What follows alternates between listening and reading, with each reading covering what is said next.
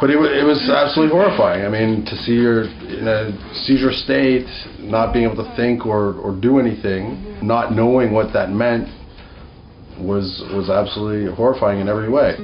Today, Gwenny's a different girl. Alex, like any parent, needed answers.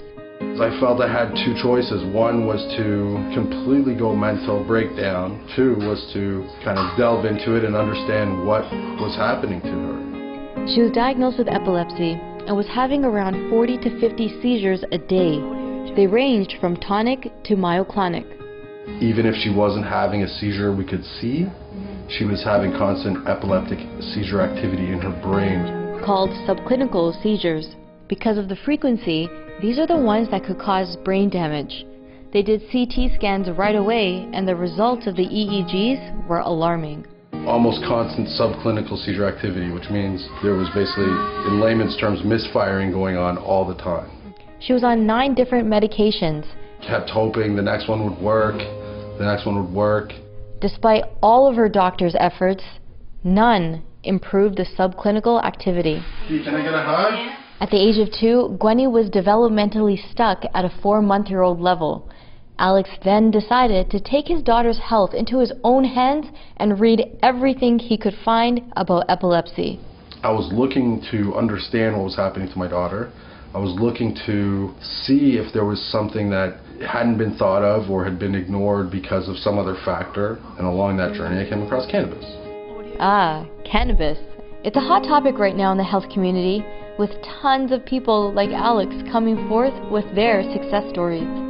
So to begin with, we had to get a prescription because I was very committed to doing things in a as legal manner as possible. I really wanted to be able to have her doctors, her neurologists follow her progress.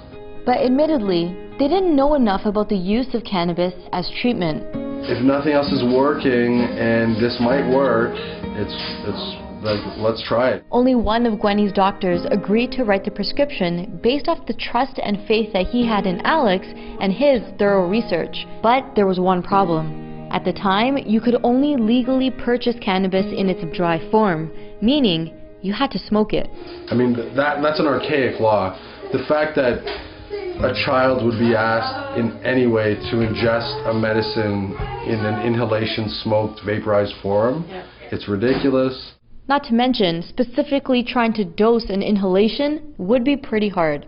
It's a fat-soluble substance, so you can make it into an oil-based extract concentrate. For Alex, there was a lot of trial and error. It was difficult to navigate, and at first it was illegal to make it into the oil, to administer it and dose it and titrate it to her. Since then, the Supreme Court of Canada has ruled to change the marijuana medical access regulations to remove the word dried from its definition of marijuana, allowing to take it in different forms.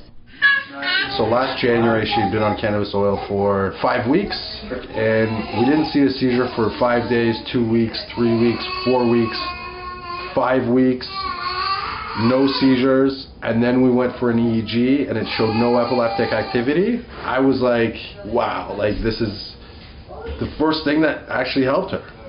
A great moment for the Rapetskis. Gwenny was starting to show signs of improvement. She was happier, she was becoming ticklish. They went to go see her doctor and discuss her latest EEG. They couldn't believe it, that there was no epileptic activity on the EEG. So I gave the doctor a hug. She's made huge strides in just a year. Is it yummy? The fact that we're not scared that she's constantly having a seizure has been amazing for us, because whereas my wife would be up all night watching the monitor or sleeping in her bed or having her in our bed just waiting for that seizure, we don't have to do that anymore. Her brother Damien is now experiencing somewhat of a normal sibling relationship. Alex knows this is in no way a cure for her, and she still has many challenges to face, but the bottom line is she's been seizure-free for over a year and her quality of life has increased. She's having fun and she's developing, and her quality of life has improved incredibly dramatically, which improves everyone in the family's quality of life.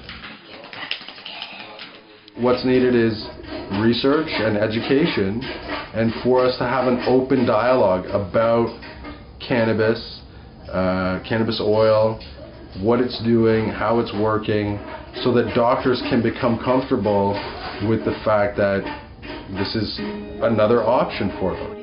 Cannabis oil has been reported to have helped many people with many different disease states. But let's keep in mind, it's not some magic elixir, and like Alex said, lots of research still needs to be done. Well, thank you. From being on 9 medications to eventually just 1, Gwenny continues to grow and develop. So I hope that her trajectory just keeps going and that she keeps improving. After going through the legal system, the healthcare system, and then his own system, Alex feels encouraged. So, I mean, there is a shift, and there is a realization that, you know, this is something that deserves to be looked at more. For CE News, I'm Raji Kabli.